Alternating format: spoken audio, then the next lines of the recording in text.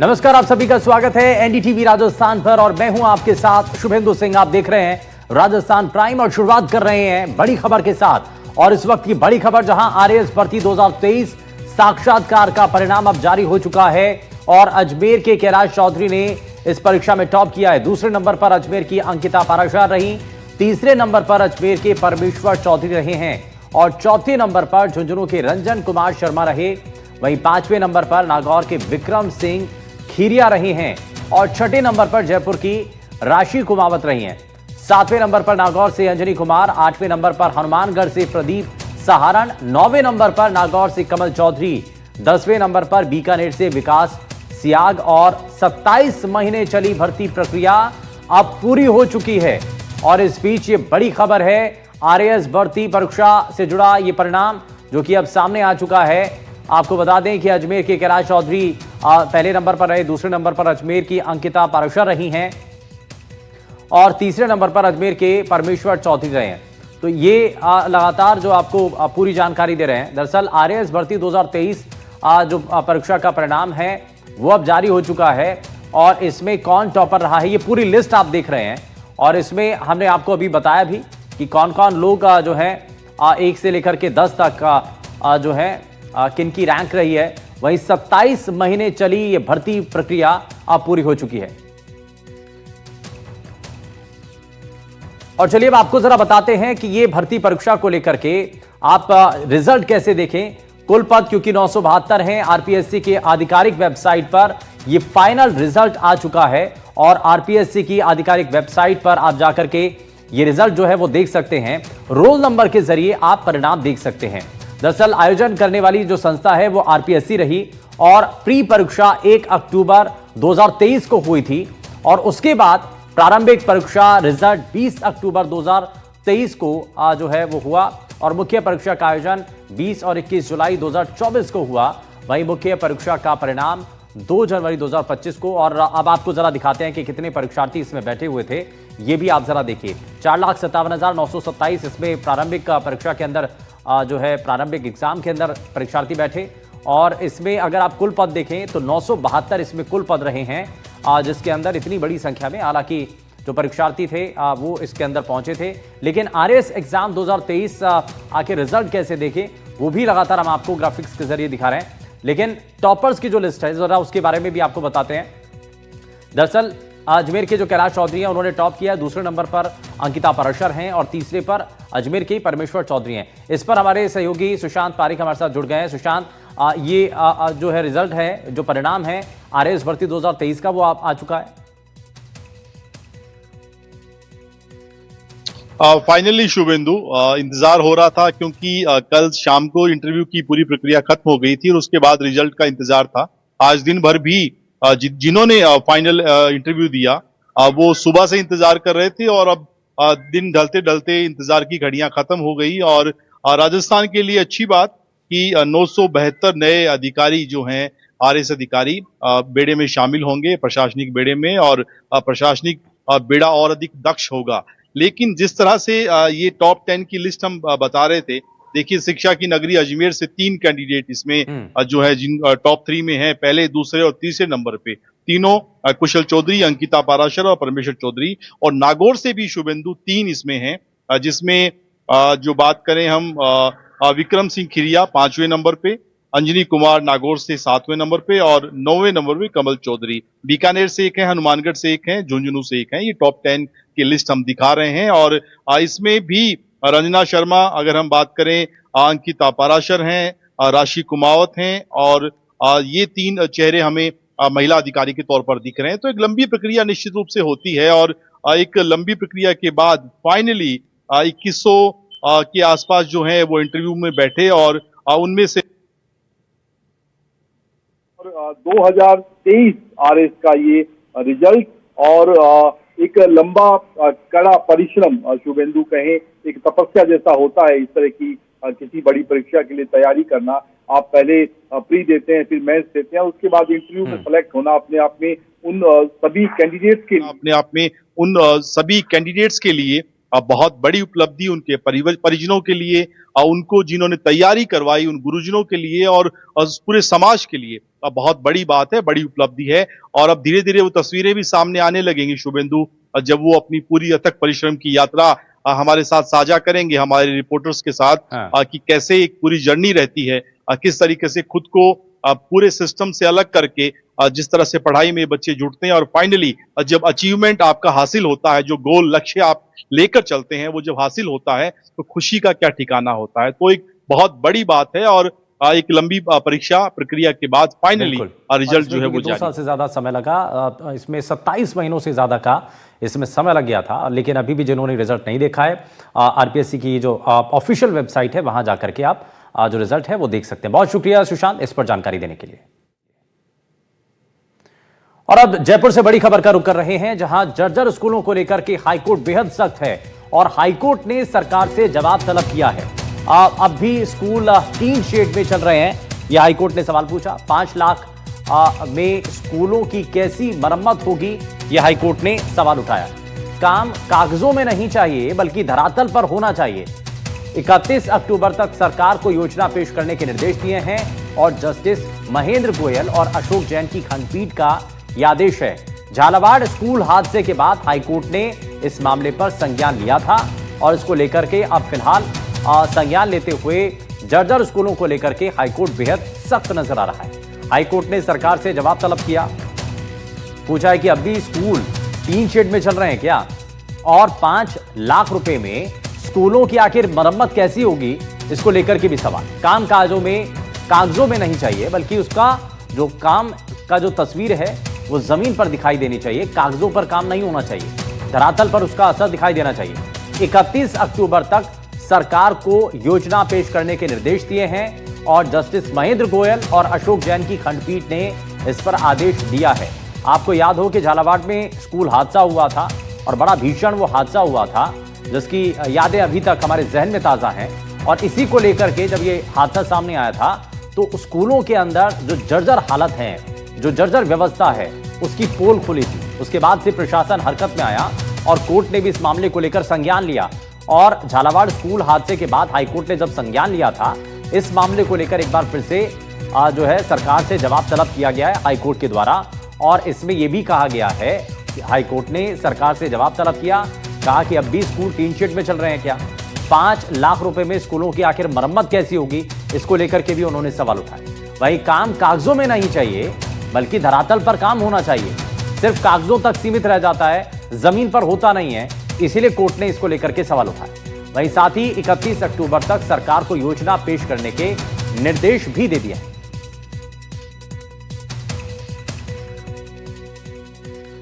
वहीं बीकानेर से बड़ी खबर है, जहां पिकअप बनी आग का गोला और तहसील में खड़ी पिकअप में आग लगने का मामला सामने आया। और आग लगने के कारण अज्ञात कोलायत राजस्व तहसील परिसर की यह घटना बताई जा रही है, जहां पर तहसील में खड़ी पिकअप गाड़ी में आग लग गई है। और आग लगने के कारण जो है अभी तक साफ नहीं हो पाए हैं, क्या कारण रहे हैं, कैसे उस पिकअप में आग लगी है, ये आपको जरा तस्वीरें दिखा रहे हैं। पिकअप में लगी आग और जो पिकअप है वो आग का गोला बन जाती है। तहसील में ये पिकअप खड़ी हुई थी जिसके अंदर आग लगने का ये मामला सामने आया। आग कैसे लगी ये अभी भी जांच का विषय बना हुआ है, लेकिन आग लगने के कारण साफ नहीं हो पाए हैं। कोलायत राजस्व तहसील परिसर की यह घटना है, जहां पर आप देखेंगे कि आग इस पिकअप को अपनी चपेट में ले लेती है, लेकिन कैसे इस पिकअप के अंदर आग लग गई, क्योंकि यहां पर खड़ी हुई ये पिकअप बताई जा रही है।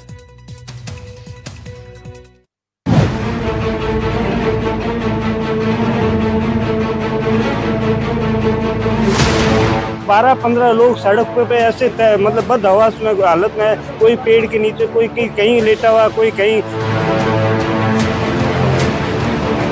और यहाँ आते एक धमाका हुआ था और जोरदार धमाके की तरह होने के बाद में बस यार रुकी।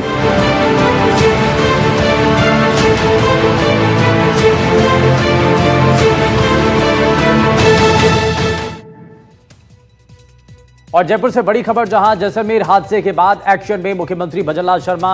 जैसलमेर हादसे पर दिन भर मुख्यमंत्री एक्टिव रहे और देर रात तक सीएमओ में फॉलोअप जारी रहा। दरअसल जैसलमेर बस हादसे के बाद मुख्यमंत्री भजनलाल शर्मा दिन भर हालात की मॉनिटरिंग करते रहे और सुबह से उन्होंने हादसे से जुड़ी रिपोर्ट पर लगातार फीडबैक लिया और दोपहर में परिवहन विभाग के अधिकारियों के साथ समीक्षा बैठक कर निर्देश भी दिए हैं। वहीं शाम को मुख्यमंत्री देर से सीएमओ पहुंचे और अभी भी वहीं पर मौजूद हैं। वो लगातार फाइल वर्क कर रहे हैं और हादसे से जुड़ी रिपोर्ट की समीक्षा भी कर रहे हैं। सीएमओ के अधिकारी भी उनके साथ में मौजूद हैं और इस पूरे मामले को लेकर के बारीकी से वो नजर बनाए हुए हैं। और जैसलमेर हादसे को लेकर दिन भर मुख्यमंत्री जो है वो एक्टिव नजर आए हैं। और इससे पहले आपको याद हो कि मुख्यमंत्री जब यह हादसा हुआ तो उसके कुछ ही देर बाद घटनास्थल पर भी पहुंचे और उसके बाद जो घायल हैं जिनको जोधपुर के अस्पताल में भर्ती कराया गया था, वहां जाकर के बर्न यूनिट के अंदर उनसे उनका हालचाल जानते हैं, डॉक्टर से उनके स्वास्थ्य से जुड़ी जानकारी हासिल करते हैं। और उसके बाद क्योंकि जब सभी चीजों को देखा उसके बाद अब जो है लगातार एक्टिव मोड में मुख्यमंत्री दिखाई दे रहे हैं। वहीं जैसलमेर जोधपुर मार्ग पर यात्रियों से भरी निजी बस चंद मिनटों में ही आग का गोला बन गई। इस दर्दनाक हादसे में 21 यात्रियों की मौत हो गई और 10 से ज्यादा इसमें लोग घायल हो गए। बस में सवार ज्यादातर सवारियां जैसलमेर से पोखरण के बीच आने वाले गांव की थी और इस हादसे ने दिवाली से पहले कई परिवारों की खुशियां छीन ली। शुरुआती जांच में यह सामने आया कि बस नई थी लेकिन वो पूरी तरीके से खचाखच भरी थी।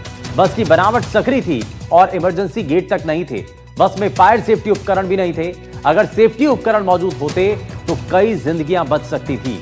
सरकार ने एक्शन तो लिया, लेकिन क्या इस एक्शन से हादसे रुक पाएंगे, ये सवाल।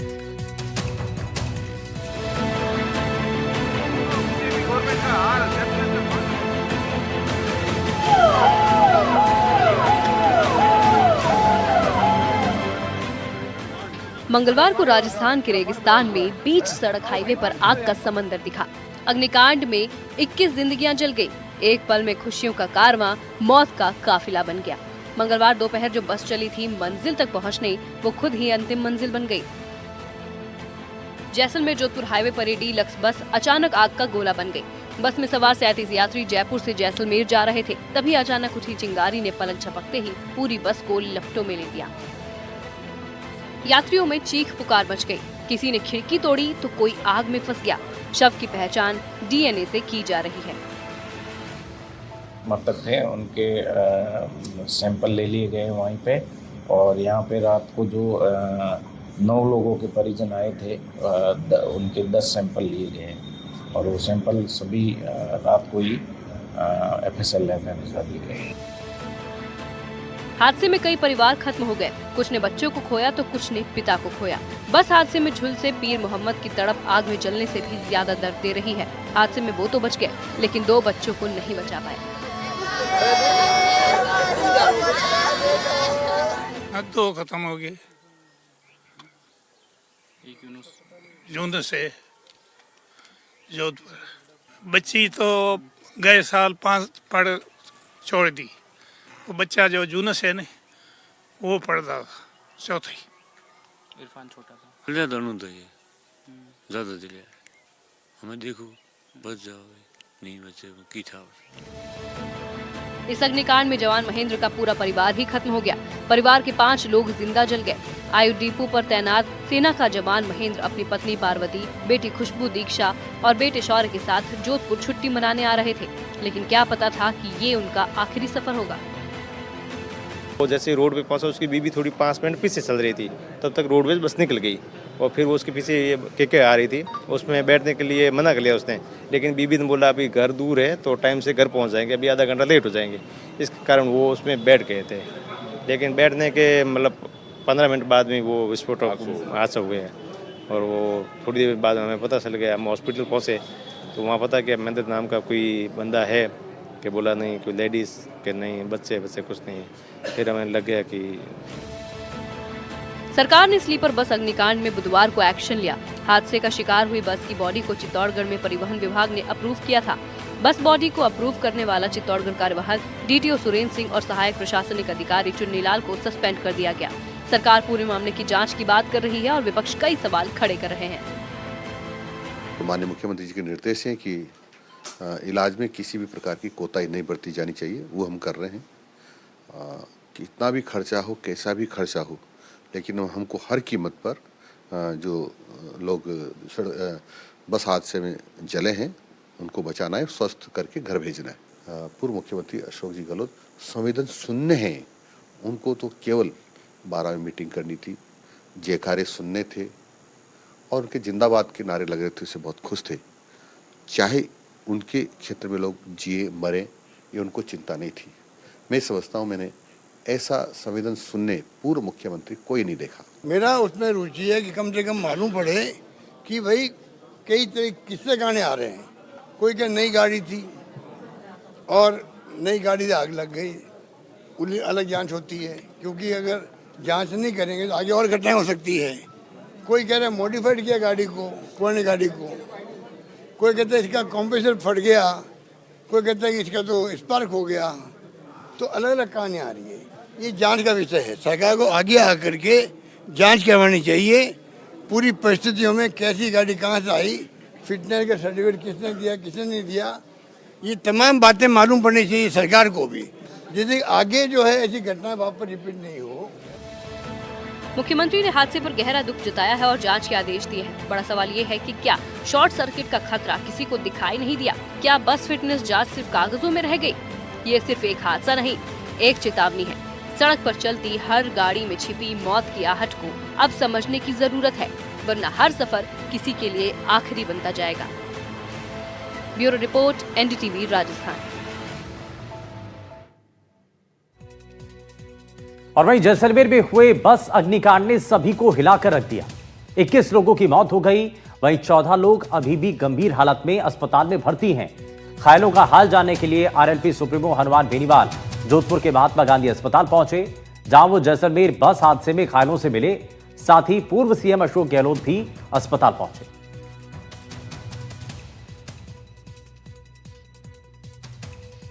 तो इससे बड़ा दुर्भाग्य राजस्थान में नहीं हो सकता।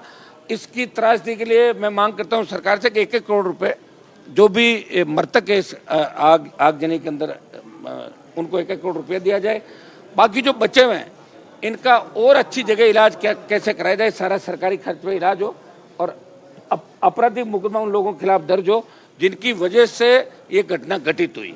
जब तक आप इस तरह कुछ लोगों को जेलों में नहीं ठूसोगे तब तक कानून का खौफ नहीं रहेगा। मौत होती रहेगी, लोग आते रहेंगे, नेता के फोटो खिंचाते रहेंगे और नई बात 9 दिन बाद लोग भूल जाएंगे। यही हो रहा है इस देश के अंदर और प्रदेश के अंदर। मेरा आरोप है भजनलाल सरकार पे कि आप ऐसे नौसिखे, खैर इनके मंत्रिमंडल में ज्यादातर नौसिखे ही है। मेरा उसमें रुचि है कि कम से कम मालूम पड़े कि भाई कई तरह किससे गाने आ रहे हैं। कोई क्या नहीं। वहीं जैसलमेर में हुए बस हादसे के तार चित्तौड़गढ़ तक जुड़ गए। बस का रजिस्ट्रेशन चित्तौड़गढ़ जिला परिवहन अधिकारी कार्यालय में दर्ज किया गया था, जिसके बाद चित्तौड़गढ़ जिला कलेक्टर RTO कार्यालय पहुंचे और उन्होंने गहनता से निरीक्षण भी किया। ये सामने आया कि बस का पंजीकरण नॉन AC में करवाया गया था, लेकिन बस मालिक ने नियमों के खिलाफ जाकर बस को AC में मॉडिफाई करवा लिया था, जिसकी भनक परिवहन विभाग के अधिकारियों को नहीं लग पाई। चित्तौड़ में तो बस नियमानुसार नॉन AC में पंजीकृत हुई। उसके बाद वाहन स्वामी ने क्या मॉडिफिकेशन कराया उसकी जानकारी तो जांच करने के बाद ही बता पाएंगे। अपने यहाँ तो नियमानुसार गाड़ी 21 मई का बिलिंग है और उसके बाद 3 महीने में बस बॉडी तैयार हुई एज पर ARAI नॉर्म्स, और उसके बाद पंजीयन हुई और 15 दिन बाद उसने क्या मॉडिफिकेशन कराया उसकी जानकारी तो वाहन स्वामी बता सकता है। वहीं बस अग्निकांड के बाद परिवहन विभाग भी सख्त हो चुका है। शर्मा ट्रेवल्स की AC स्लीपर बस को सीज कर दिया है और चेकिंग के दौरान बस में आपातकालीन गेट नहीं मिले और विभाग ने मौके पर ही बस को इस दौरान जब्त कर लिया है। तो यानी कि इस घटना के बाद से अब परिवहन विभाग भी एक्टिव हो चुका है और परिवहन विभाग सख्ती दिखा रहा है। शर्मा ट्रेवल्स की AC स्लीपर बस को सीज कर दिया। चेकिंग के दौरान बस में आपातकालीन गेट नहीं मिले और जैसा आपको याद हो कि इस हादसे के अंदर भी आपातकालीन गेट ना होना इस हादसे की इतनी भयावहता को बताता है और यह माना जा रहा था कि शायद इसमें इमरजेंसी गेट होते तो इतना ज्यादा नुकसान नहीं होता। और इसीलिए जब चेकिंग की गई परिवहन विभाग के द्वारा तो चेकिंग के दौरान बस में आपातकालीन गेट ही नहीं मिले। इसको लेकर के विभाग ने मौके पर ही बस को जब्त कर लिया।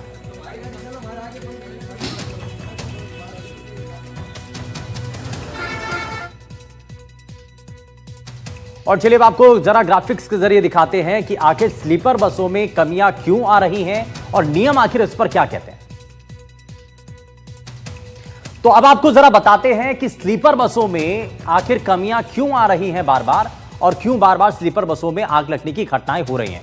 इस पर नियम क्या कहते हैं जरा वो आपको बताते हैं। दरअसल बस में 4 आपातकालीन निकास होने चाहिए, और इस हादसे के अंदर भी ऐसा ही हुआ जिसमें इमरजेंसी गेट नहीं थे, जिनमें से 2 छत पर लगे होने चाहिए, और सुरक्षा कांच को तोड़ने के लिए हथौड़े भी होने चाहिए बस के अंदर, ताकि कभी इमरजेंसी ऐसी स्थिति बनती है तो वहां पर जो यात्री हैं वो उस हैमर के जरिए शीशा तोड़ करके अपने आप को बाहर निकाल सके। बस में अग्निशमन यंत्र भी होना चाहिए। नॉन एसी बसों में स्लाइडिंग खिड़कियां होनी चाहिए, यह भी इसमें नियम के तहत बताया जाता है। एसी बसों में स्लाइडिंग या फिर फिक्स्ड ग्लास विंडो होनी चाहिए, लेकिन जैसा इसमें बताया गया कि अगर आपके पास फिक्स ग्लास विंडो है तो उसके अंदर हैमर लगा होना चाहिए जिससे कि वो शीशा तोड़ा जा सके। गद्दे, तकिए आग प्रतिरोधी सामग्री से बने होने चाहिए, ऐसे भी नहीं होने चाहिए क्योंकि उसमें बहुत सारी चीजें उसमें लगा दी जाती हैं, पर्दे लगा दिए जाते हैं, कपड़ा बिछा दिया जाता है, तो ये सब चीजें नहीं होनी चाहिए। ऊपरी बर्थ पर यात्रियों के लिए रेलिंग होनी चाहिए ताकि यात्री नीचे ना गिरें, यह भी इसमें ध्यान रखने की बात है। बसों में जीपीएस ट्रैकिंग डिवाइस लगाना बहुत ज्यादा जरूरी है। तो ये कुछ खास नियम हैं जो बताते हैं स्लीपर बस में क्या होना चाहिए। लेकिन आगे बढ़ते हुए आपको बताते हैं कि स्लीपर बसों में हादसे बार बार क्यों हो रहे हैं और कब कब ये हादसे हुए हैं, जरा वो भी आपको बताते हैं। जरा आप ये देख रहे हैं कि कब कब ये हादसे हुए। दरअसल जालौर में अगस्त 2025 के अंदर हादसा हुआ जब स्लीपर बस और मोटरसाइकिल की टक्कर हो गई। इसके बाद बस में आग लग गई और इस हादसे में 3 लोगों की मौत हो गई। वहीं अगला जो हादसा हुआ वो जयपुर में हुआ। अगस्त 2025 का ये हादसा था जब दौलतपुरा टोल प्लाजा के पास ये हादसा होता है, जहां पर दिल्ली से उदयपुर की तरफ जा रही एक स्लीपर क्लास बस के ब्रेक फेल हो जाते हैं और बस की ट्रक से टक्कर में 10 यात्री घायल हो जाते हैं। वहीं आप एक और मामला जो सामने आया था, ऐसा ही हादसा दौसा में भी हुआ।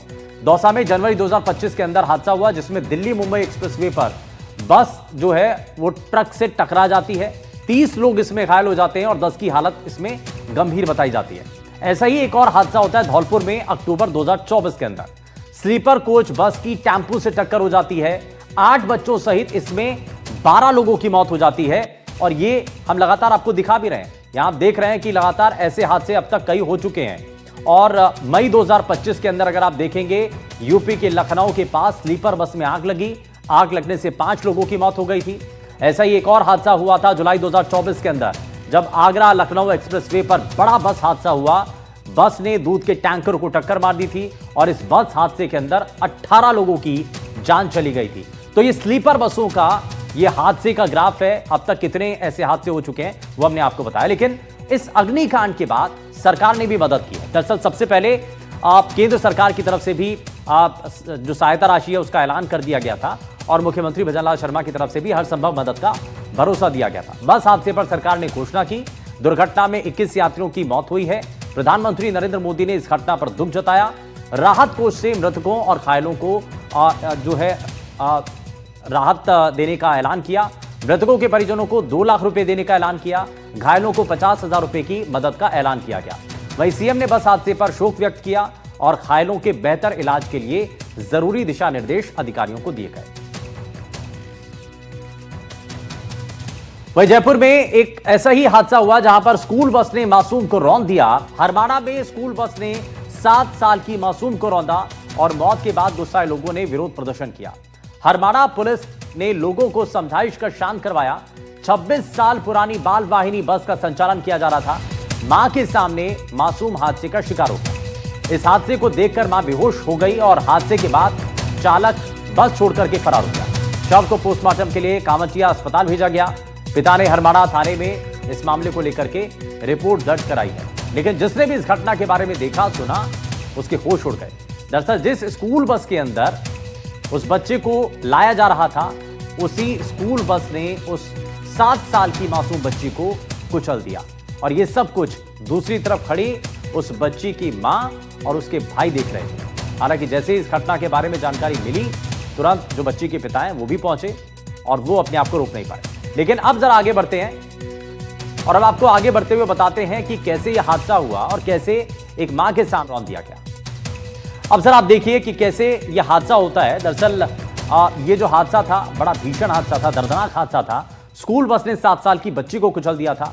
मासूम उसी बस में उतर करके रोड पार कर रही थी, सड़क पार कर रही थी और सड़क पार कर अपने भाई से मिलने के लिए जा रही थी बच्ची, और ड्राइवर ने लापरवाही से बस आगे बढ़ा दी। बताया यह भी जा रहा है कि जब यह हादसा हुआ उस वक्त ड्राइवर ने शराब पी हुई थी। सड़क पार करते वक्त यह हादसा हुआ और घटना के बाद बस चालक मौके से फरार हो गया। वहीं पुलिस ने बाद में जो है हिरासत में लिया। यह बताया जा रहा है मासूम मां के सामने ही जो बच्ची है वो बस के नीचे आ गई। हादसे के बाद बच्ची की मौके पर ही मौत हो गई, जिसके बाद परिवार का रो रो कर बुरा हाल है। अब जरा आप आगे बढ़ते हुए आपको बताते हैं कि बिना परमिट के कैसे सड़क पर मौत दौड़ रही है, जरा उसके बारे में आपको बताते हैं। दरअसल आरटीओ की नाक के नीचे यह अवैध स्कूल बसों के चलाने का खेल चल रहा है और सवाल यह कि क्या अधिकारियों को इसके बारे में कभी पता नहीं चला।